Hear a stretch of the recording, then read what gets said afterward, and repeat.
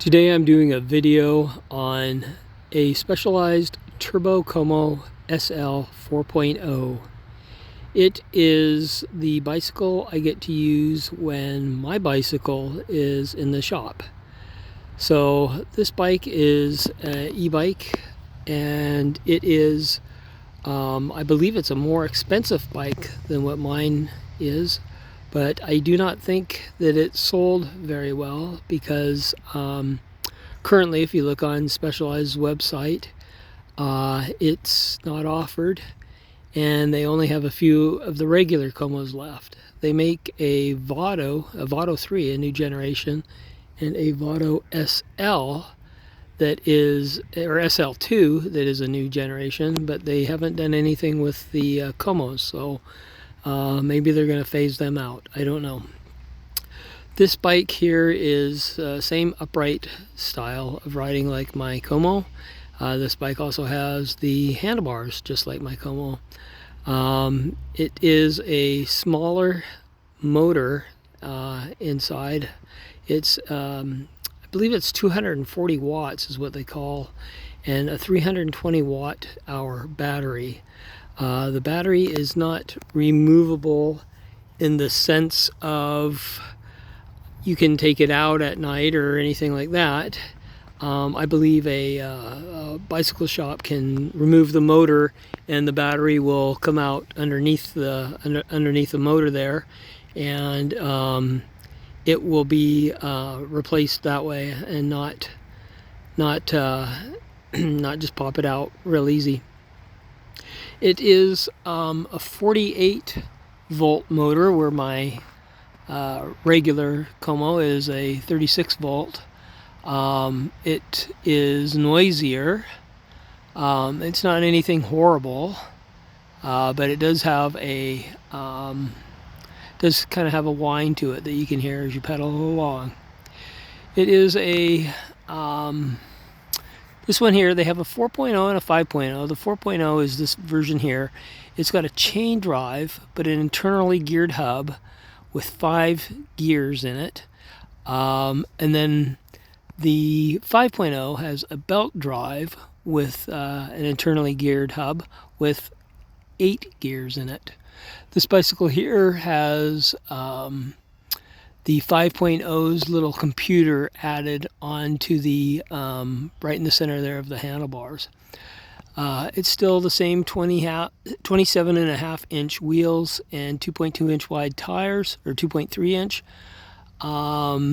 So it pretty much feels like the other Como, but I would say that this bike has a little more flex to the frame. It doesn't feel as solid as my black bicycle. This bike has 2 recalls on it that I know of. One is down here at the chain, front forward sprocket.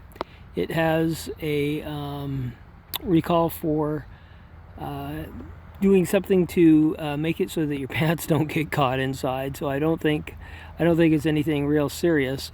But it also has a recall on the front fork, and somewhere in here, I believe, right at the bottom here, is a area that can develop cracks and may even break while you're riding it.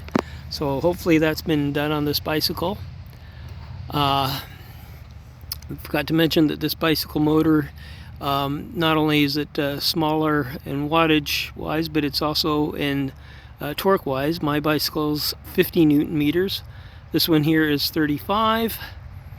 If you had a lot of hill riding to do, it may not be good enough for you in that respect.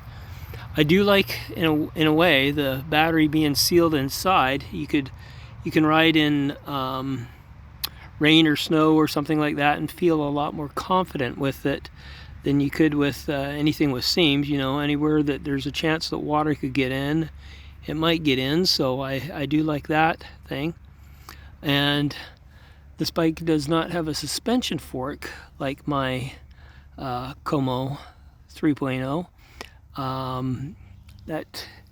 That has some disadvantage to it with not as smooth as ride, especially in potholes. But it does have an advantage in if you're riding in poor weather. It doesn't have the chrome, I think you call them stanchions. It doesn't have the chrome visible anyways, so you don't have to constantly keep wiping that down so that it doesn't rust, or you know, putting some oil on it. I've done both of those just to make sure that they didn't rust, but this one you don't have to worry about that. It's got Supernova lights on the front and on the rear, and they seem to be more than sufficient. They're like my other lights. They light up the bike very well, or light up the path. I also took the little flasher one off my bicycle because I just like that for I like that to make sure that you're seen. And this is the little computer that they have, or this one has been added to it. This bicycle has a front basket, and it can hold up to 15 kilograms of weight.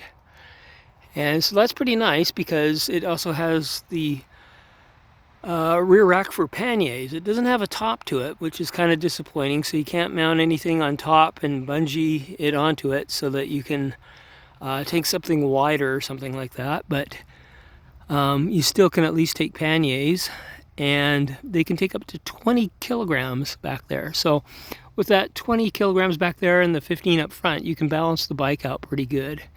And the neat thing about the basket, at least, is that you can when you put stuff in it, it's mounted to the bike. It's not mounted to the fork, so it doesn't. The weight doesn't shift back and forth every time you turn the handlebars, which is nice.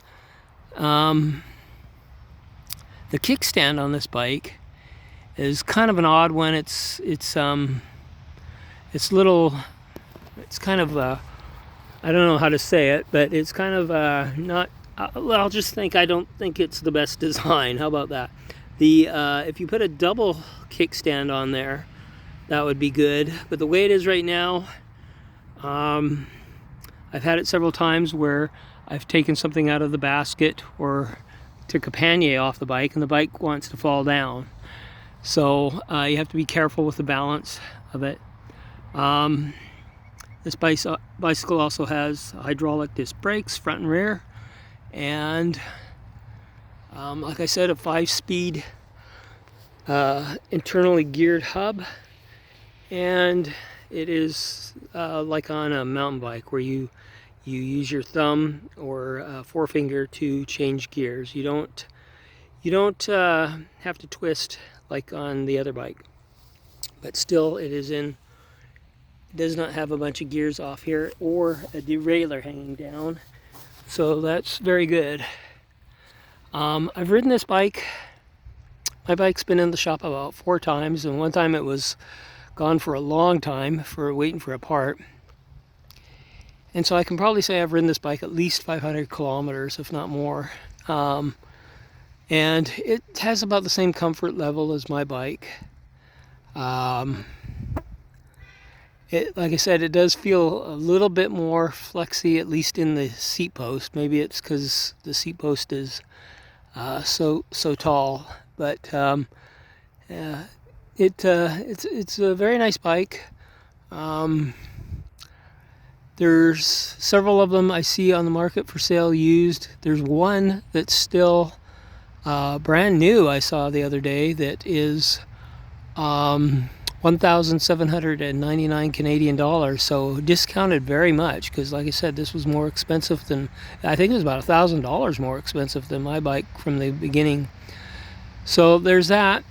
The new Specialized, I don't know if you call it Vado or Vado, but it's number 3. I the third generation, and they're called Evos.